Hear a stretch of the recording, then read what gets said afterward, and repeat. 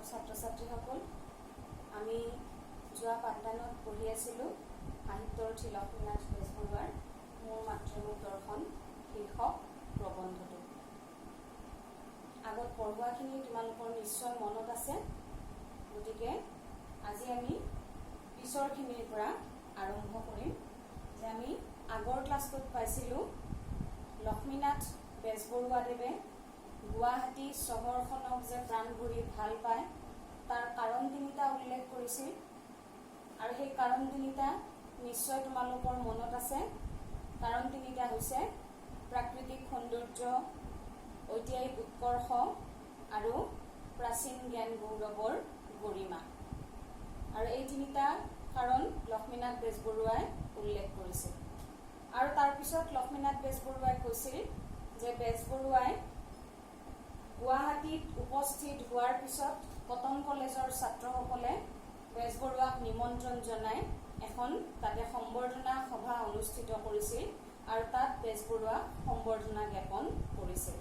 গতিকে লক্ষ্মীনাথ বেজবৰুৱাক কেনেধৰণে সম্বৰ্ধনা জ্ঞাপন কৰা হৈছে সেই বিষয়েও বেজবৰুৱাই উল্লেখ কৰিছে। যোৱা পাঠদানত আমি এইখিনিলৈকে পঢ়িছিলোঁ।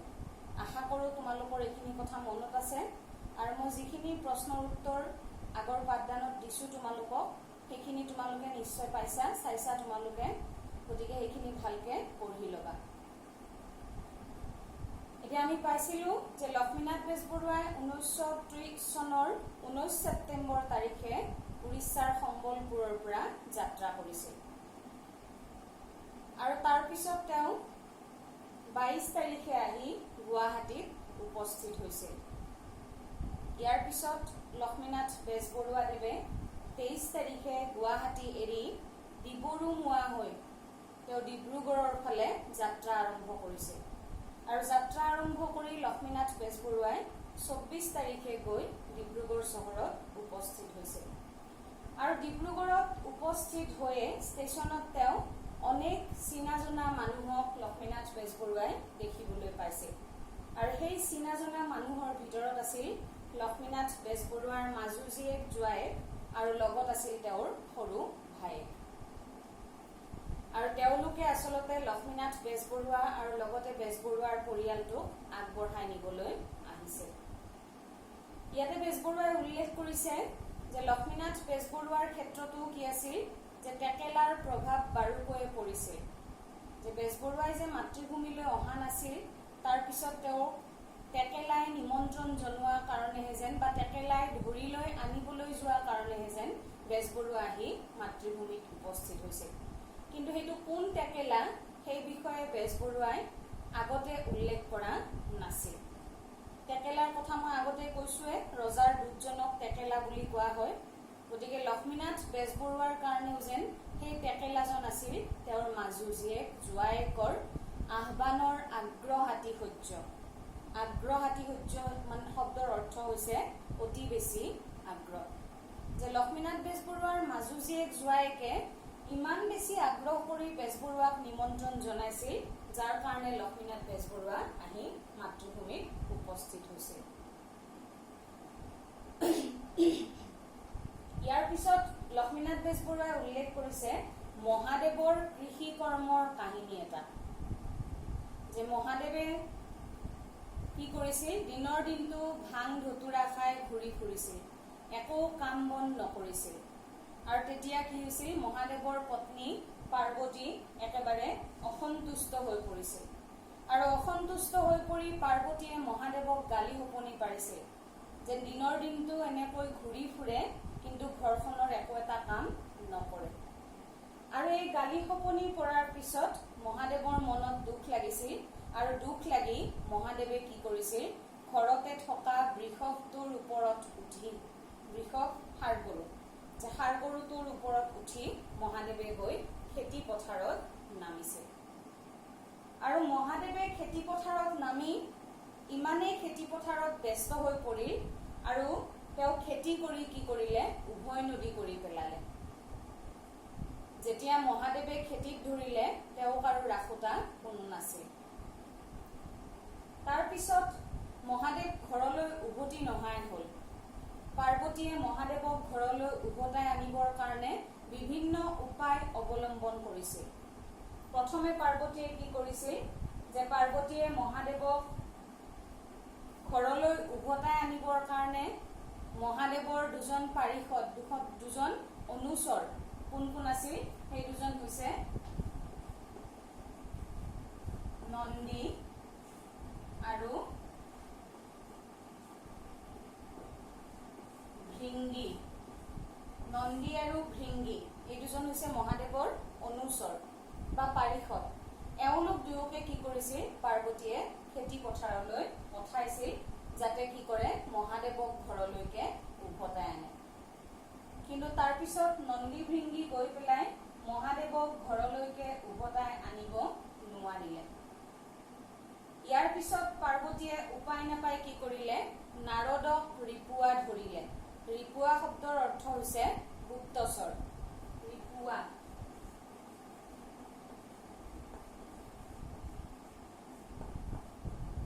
মানে হৈছে গুপ্তচৰ, যে গম নোপোৱাকৈয়ে নাৰদক তেওঁ পাৰ্বতীয়ে মহাদেৱক ঘৰলৈ উভতাই আনিবৰ কাৰণে নাৰদক পঠিয়ালে।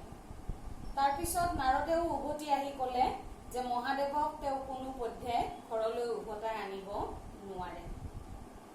ইয়াৰ পিছত পাৰ্বতীয়ে উপায় নাপাই কি কৰিলে অসংখ্য দাহ মহ চেৰেপা এইবিলাক হৈছে পোক পতংগ যিবিলাক খেতি পথাৰত থাকে।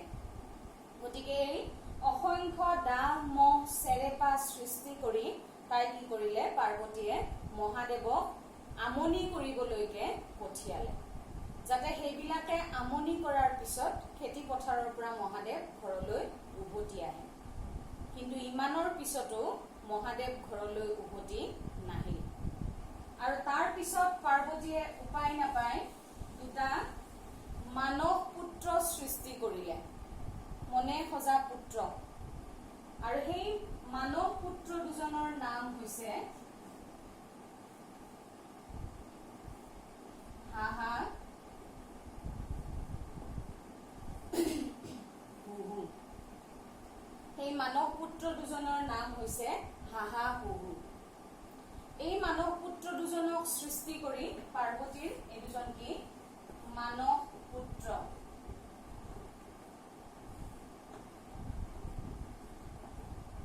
গতিকে পাৰ্বতীয়ে এই দুজনক সৃষ্টি কৰি মহাদেৱক উভতাই আনিবলৈ পঠিয়ালে।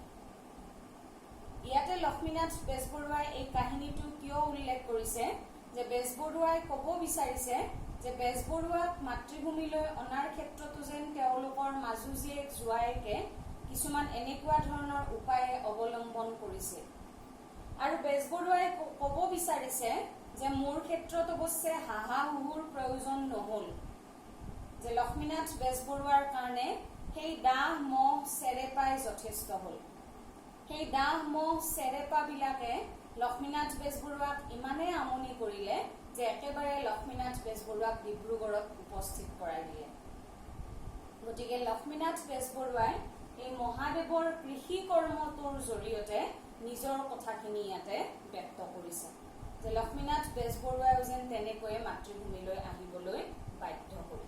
এতিয়া তোমালোকৰ পৰীক্ষাত প্ৰশ্ন আহিব পাৰে যে তোমাৰ পাঠৰ আধাৰত মহাদেৱৰ কৃষি কৰ্মৰ কাহিনীটো উল্লেখ কৰা, নাইবা প্ৰশ্ন আহিব পাৰে তোমালোকৰ হাহা হুহু কোন আছিল, হাহা হুহু কোন আছিল আৰু এওঁলোকক কোনে কি কাৰণে সৃষ্টি কৰিছিল।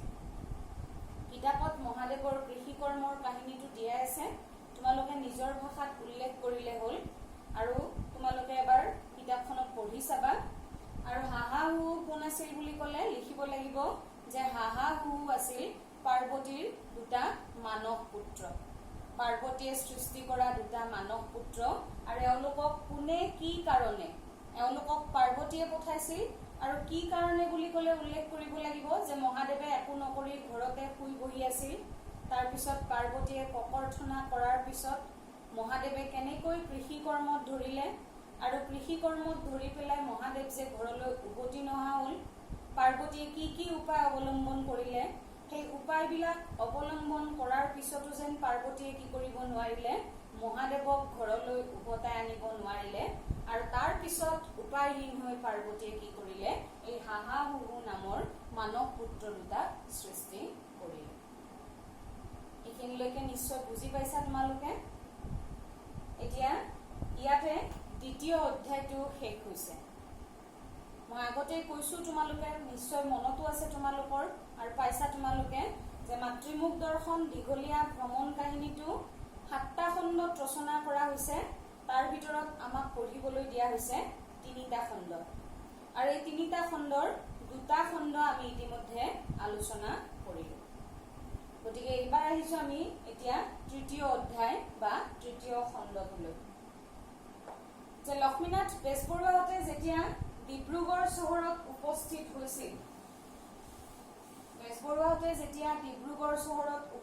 হৈছিল, তেতিয়া কি হৈছিল, ডিব্ৰুগড় পোৱাৰ দিনাই বৰষুণ, ৰাতিৰে পৰা বৰষুণৰ উৰা পাতিলে। উৰা পতা মানে হাত লগা বুলি যে কয়, যে নেৰানেপেৰা ভাৱে একেবাৰে বৰষুণ পৰিয়ে থাকে, যে ইমানেই বৰষুণ আৰম্ভ হল, লানি লাগি বৰষুণ যেন পৰিয়ে থাকে।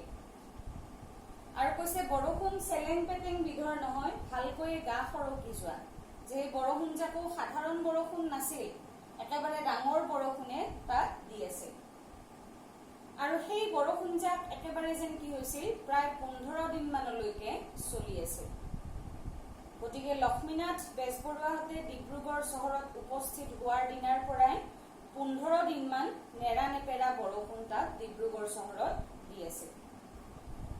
আৰু সেই বৰষুণ পৰাৰ কাৰণে তেওঁলোকৰ কি হৈছিল, তাতে ডিব্ৰুগড় চহৰত ঠাণ্ডা পৰি গৈছিল। গতিকে বেজবৰুৱাই কৈছে হাড় মগজু সোপাকে শেঙেটা লগাই পেলাইছে, যে একেবাৰে ঠাণ্ডা পেলাই দিছিল বৰষুণ জাকে। আৰু এই বৰষুণ জাকৰ কাৰণে লক্ষ্মীনাথ বেজবৰুৱাহঁতে কলৈকো যাব পৰা নাছিল। যে মাতৃভূমিলৈ আহি তেওঁলোকে কি কৰিব বিচাৰিছিল, বিভিন্ন ঠাই ঘূৰিব বিচাৰিছিল। তেওঁলোকে ৰাতি ৰাতি আলাপ আলোচনা কৰে পিছদিনাখন কলৈ যাব, যে আমি বনভোজলৈ যাম, চিকাৰলৈ যাম ইত্যাদি কথা তেওঁলোকে সাধাল মৰা বুলি কৈছে।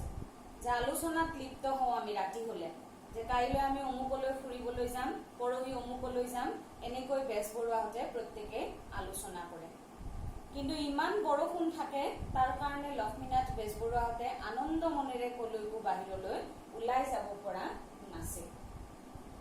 কিন্তু বেজবৰুৱাই কৈছে যে বাহিৰলৈ ওলাই নগলেও কি হৈছিল, ঘৰতে তেওঁলোকৰ খোৱা শোৱা থকা সকলোবিলাক ভাল ধৰণে সম্পাদন হৈয়ে আছিল।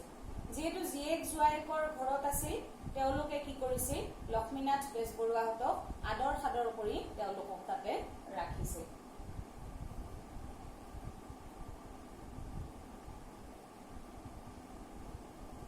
ইয়াতেও লক্ষ্মীনাথ বেজবৰুৱাই এটা কাহিনীৰ উল্লেখ কৰিছে। আচলতে হাস্যৰস প্ৰদান কৰিবৰ কাৰণে যেন এই কথাখিনি ইয়াতে উল্লেখ কৰা হৈছে। যে ইন্দ্ৰৰ কথা কোৱা হৈছে, যে কি আছে, এখন ইন্দ্ৰৰ পুৰী আছে, নগৰ আছে, আৰু সেই নগৰখনৰ নাম হৈছে কি, অমৰাৱতী। যে সেই অমৰাৱতী নগৰখনত কি কৰিছে, ইন্দ্ৰই হেনো তাত কি থাকে, পাত্ৰ মন্ত্ৰীসকল থাকে। আৰু সেই মন্ত্ৰীসকলৰ লগ লাগি তাতে ইন্দ্ৰই কি কৰিছিল, এখন মিটিং পাতিছিল, আলাপ আলোচনা কৰিছিল। আৰু লগতে সুৰপুৰীৰ দেৱতাসকলকো সেই মিটিঙলৈ ইন্দ্ৰই আহ্বান জনাইছিল। আৰু মিটিংখনত তেওঁলোকে কি আলোচনা কৰিছিল, যে আমি মানুহবোৰে কি কৰো, সদায় ভগৱানক আজি ইটো লাগে কালি সিটো লাগে বুলি এনেদৰে বস্তু বিচাৰি থাকো। আমি সদায় কিবা এটা পোৱাৰ আশাত ভগৱানক যেন প্ৰাৰ্থনা জনাওঁ।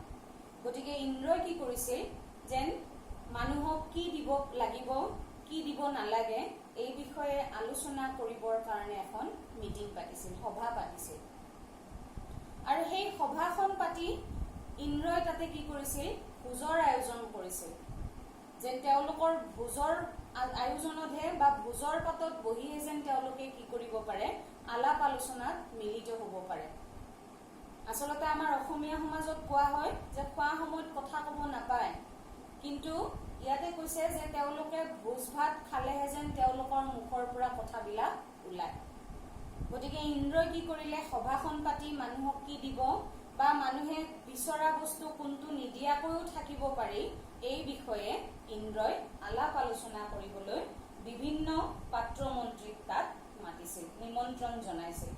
গতিকে কৈছে কোনে জানে কিজানি সাতোখন স্বৰ্গৰ পৰা প্ৰতিনিধি নমাই মেলুৱৈসকলক মাতি, মেলুৱৈ মানে যিবিলাকে মেল কৰে, আলাপ আলোচনা কৰে, সেইসকলক মাতি আনি মেলখন ডাঙৰকৈ পাতিছিল।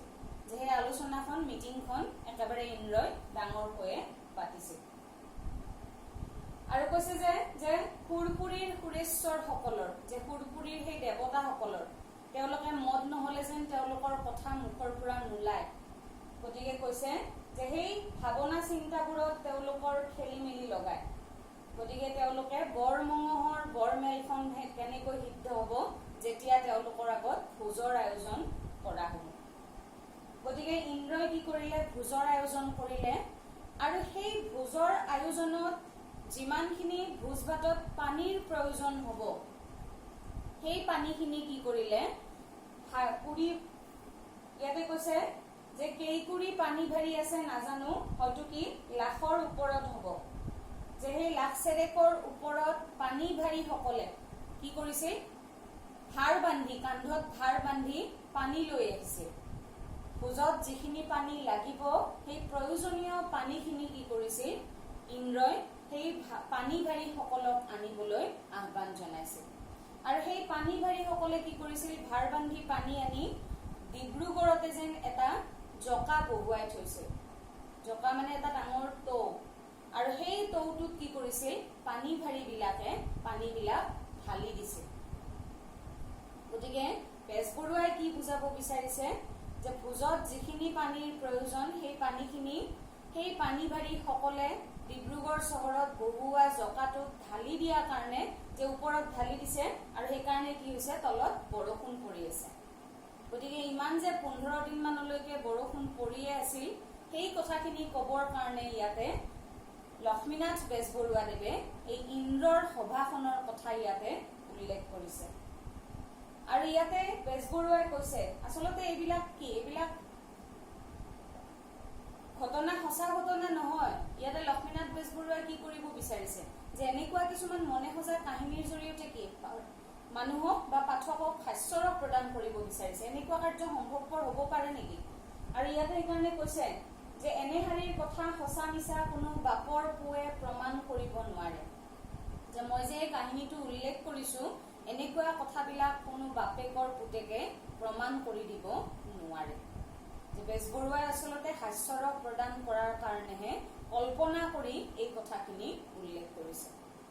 যে ইন্দ্ৰৰ সেই লাখ চেৰেকৰ ওপৰত পানী ভাৰি সকলে ভোজত ব্যৱহাৰ্য পানীখিনি আনি ডিব্ৰুগড় চহৰত বহুৱাই থোৱা সেই জকাটোত, টৌটোত, ডাঙৰ টৌটোত ঢালি দিছিল, যাৰ কাৰণে কি হৈছিল, ডিব্ৰুগড় চহৰত নেৰা নেপেৰা বৰষুণ দি আছিল প্ৰায় 15 দিন মানলৈকে।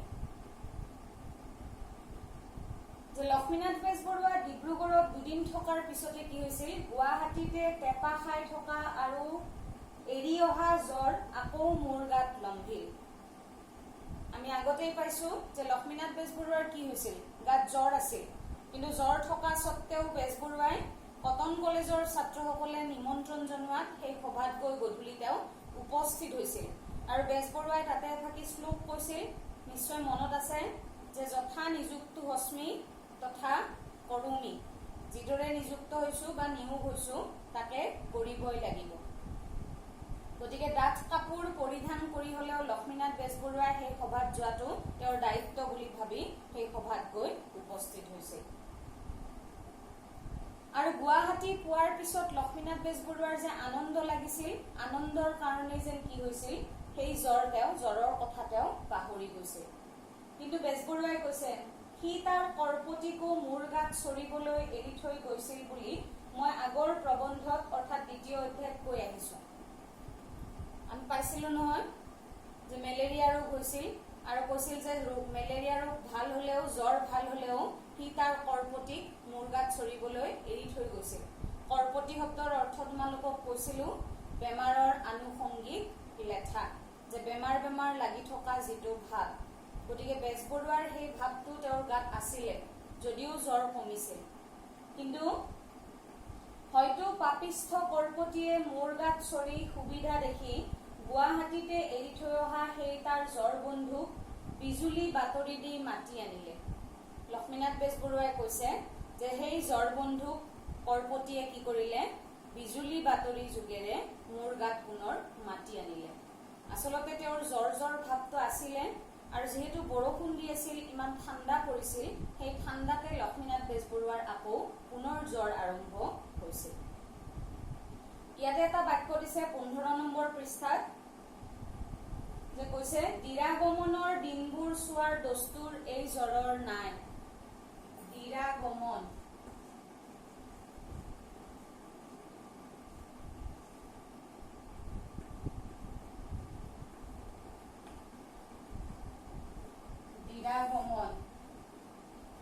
দিৰাগমন মানে হৈছে বিয়াৰ পিছত যেতিয়া আঠমঙলাৰ পিছত কইনাজনী পুনৰ নতুন ঘৰলৈ যায়, শহুৰৰ ঘৰলৈ উভতি যায়, সেই দিনটো কোৱা হয় দিৰাগমন, অৰ্থাৎ দিনবাৰ চাই পেলাই যোৱা। গতিকে সেই দিৰাগমনৰ দিনবোৰ চোৱাৰ দস্তুৰ এই জ্বৰৰ নাই। বেজবৰুৱাই কৈছে যে নকইনা এজনীয়ে কি কৰিব পাৰে, দিনবাৰ চাই শহুৰৰ ঘৰলৈ বুলি যাত্ৰা কৰিব পাৰে, কিন্তু জ্বৰে কেতিয়াও মানুহৰ গালৈ দিনবাৰ চাই নাহে। তাক ঔজ বুলিলেই হ'ল, সি লৰি আহি গা জুৰি বহেহি। তাক ঔজ বুলিলেই হ'ল। ঔজটো হৈছে, ঔ শব্দৰ অৰ্থ হৈছে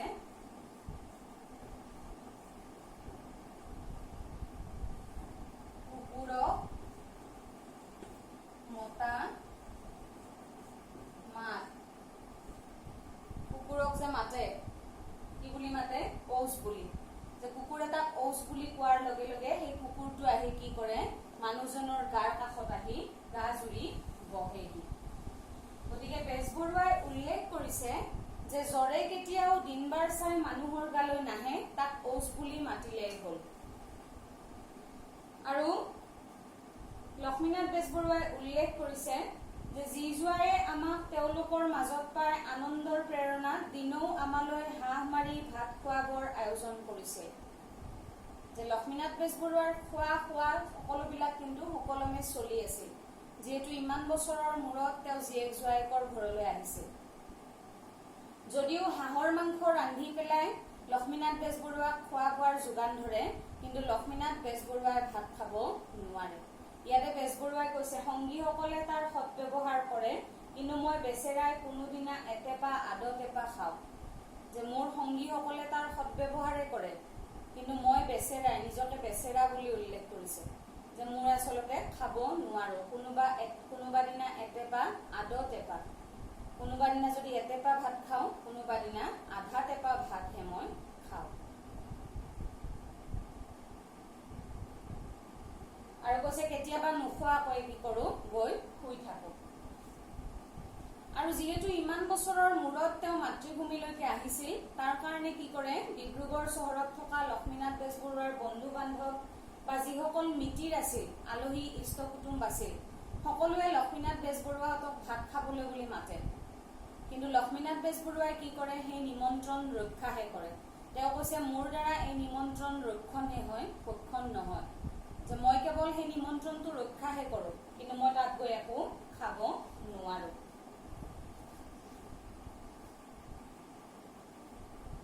কাৰণ মই যে অক্ষম, অৰ্থাৎ হৰ্স ডু কম্বেট। এটা ফ্ৰেজ দিছে ইয়াতে, হৰ্স ডু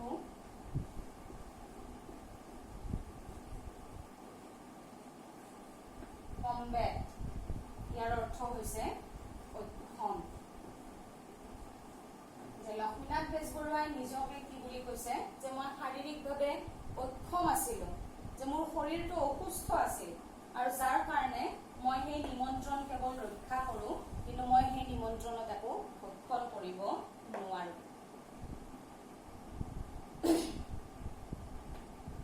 লক্ষ্মীনাথ বেজবৰুৱাহঁতে দুৰ্গা পূজাৰ দিন চেৰেকৰ আগতে বা দুৰ্গা পূজা আৰম্ভ হোৱাৰ আগতে ডিব্ৰুগড়ত গৈ উপস্থিত হৈছে। আৰু ডিব্ৰুগড়ীয়া ৰাইজৰ মাজত সেই দুৰ্গা পূজাৰ উৎসাহ আনন্দ বেজবৰুৱাই দেখিবলৈ পাইছে। আৰু তাতে কি হৈছিল, ডিব্ৰুগড়ৰ ডেকাসকলে বা চাৰিওফালে তাতে ডিব্ৰুগড় চহৰত থিয়েটাৰ গান বাজনা ইত্যাদি চলি আছিল। লক্ষ্মীনাথ বেজবৰুৱাইও কি কৰে, সেই নৰিয়া গাৰে দুদিন এদিন সেই দুৰ্গা পূজাৰ আনন্দ লবলৈকে তেওঁ তাত গৈছিল আৰু কৈছে, কিন্তু গাত নৰিয়াৰ বীজে গজালি মেলি মোক বিকল কৰি পেলাইছিল। কিন্তু লক্ষ্মীনাথ বেজবৰুৱাৰ ইমান বেছি গা বেয়া লাগিছিল, যাৰ কাৰণে জ্বৰ ইমান বেছি আছিল, যাৰ কাৰণে বেজবৰুৱাৰ একেবাৰে শৰীৰটো যেন বিকল হৈ পৰিছিল। তেওঁ একেবাৰে যেন বাহিৰলৈ ওলাব নোৱাৰা হৈছিল, ইমানেই তেওঁ দুৰ্বল হৈ পৰিছিল। চৌদিশে উৰি ফুৰা আনন্দৰ ফুটুকা পখিলাবোৰৰ লগতে নিৰানন্দৰ মহকেইটাই মোৰ গাত শুং ফুটাই কুনকুনাই ফুৰিছিল। যে চৌদিশে উৰি ফুৰা আনন্দৰ ফুটুকা পখিলা, যে ফুটুকা পখিলা এটা দেখিলে কি হয়, মানুহৰ ভাল লাগে পখিলাটো দেখা পালে। গতিকে সেই চৌদিশে উৰি ফুৰা ফুটুকা পখিলাটোক কিহৰ লগত তুলনা কৰিছে, দুৰ্গা পূজাৰ যি আনন্দ, সেই দুৰ্গা পূজাৰ আনন্দৰ লগত ফুটুকা পখিলা তুলনা কৰিছে। লগতে নিৰানন্দৰ মহকেইটাই মোৰ গাত শুং ফুটাই কুনকুনাই ফুৰিছিল। আৰু নিৰানন্দৰ মহকেইটাই, পখিলাটো দেখিলে যেনেদৰে মানুহৰ ভাল লাগে, আনন্দ লাগে, কিন্তু মহ এটাই মানুহৰ কাণৰ কাষত কোন কোন শব্দ কৰি থাকিলে মানুহে কি পায়, অস্বস্তি পায়। গতিকে বেজবৰুৱাৰো দুৰ্গা পূজাৰ আনন্দটো ঠিকেই আছিল, কিন্তু গাত যে জ্বৰ আছিল, সেইকাৰণে লক্ষ্মীনাথ বেজবৰুৱাই সেই দুৰ্গা পূজাৰ আনন্দৰ ভাগ যেন তেওঁ ভালদৰে ল'ব পৰা নাছিল। যি হওক, হৰ্ষ বিষাদৰ সানমিহলিতে লক্ষ্মীনাথ বেজবৰুৱাৰ ডিব্ৰুগড়ত থকা দিনকেইটা কোনো ৰকম তাতে পাৰ হৈছে। আৰু যিহেতু বেজবৰুৱাই ভালেমান বছৰৰ মূৰত অসমলৈ গৈছিল, সেইকাৰণে বোধ কৰোঁ লক্ষ্মীনাথ বেজবৰুৱাৰ স্বদেশী যিসকল বন্ধু বান্ধৱী আছিল, তেওঁলোকৰ আগ্ৰহ যথেষ্ট পৰিমাণে হৈছিল। তেওঁলোকে সভা সমিতি পাতি লক্ষ্মীনাথ বেজবৰুৱাক নৰিয়া গাৰে সভা সমিতিলৈ নিমন্ত্ৰণ জনাইছিল।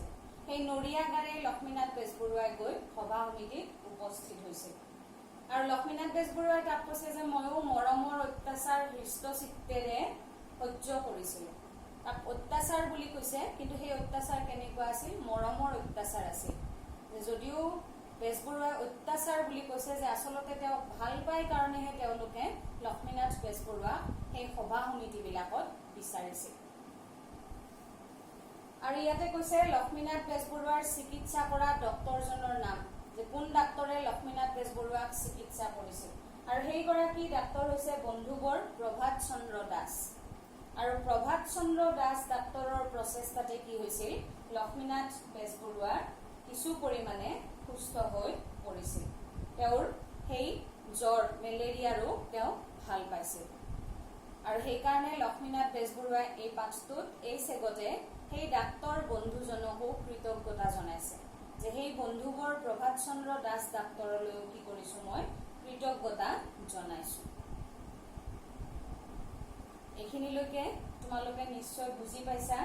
তাৰপিছত ডিব্ৰুগড় চহৰত লক্ষ্মীনাথ বেজবৰুৱাক কিছুমান কথাই আনন্দ প্ৰদান কৰিছিল বুলি বেজবৰুৱাই উল্লেখ কৰিছে, আৰু তাৰে দুই এটা কথাৰ বিষয়ে আমি পিছৰ পাঠদানত এইখিনি পাম।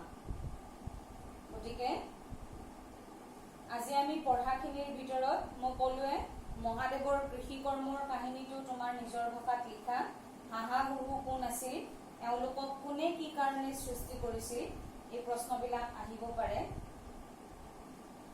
আৰু তাৰোপৰি তোমালোকৰ পাঠৰ এটা প্ৰশ্ন আহিব পাৰে, লক্ষ্মীনাথ বেজবৰুৱাৰ জাতি প্ৰেম মোৰ মাতৃমুখ দৰ্শন শীৰ্ষক প্ৰবন্ধত কেনেদৰে প্ৰকাশ পাইছে আলোচনা কৰা। গতিকে এই প্ৰশ্নটো মই তোমালোকক দি দিম। পিছফালে দিয়াই আছে প্ৰশ্নকেইটা। হাহা হুহু কোন আছিল, মাতৃমুখ দৰ্শনত মহাদেৱৰ কৃষি কৰ্মৰ কাহিনীটো, এই কথা প্ৰশ্নকেইটা। গতিকে আজিলৈ ইমানতে এৰিছো।